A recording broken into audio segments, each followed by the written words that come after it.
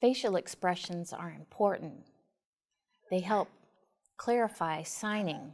There's 5 parameters that help us clearly explain the meaning of signs. The first one is facial expressions, use of the eyebrows and different parts of the face.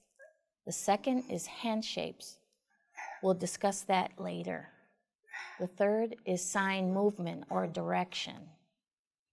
The fourth is location, setting up signs in a location. And the fifth is the use of our bodies. Suppose I sign without facial expression. Deaf people will understand? No, it will be very convoluted to them. For example, the sign right, correct.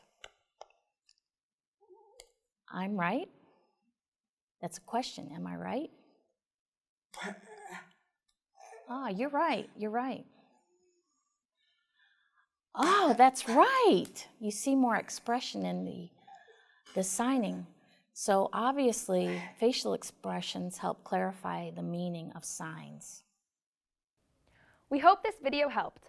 Make sure to click the thumbs up and click the subscribe button right here. And click the link above to check out our Limelight classes, a free virtual live training. See you in the next video.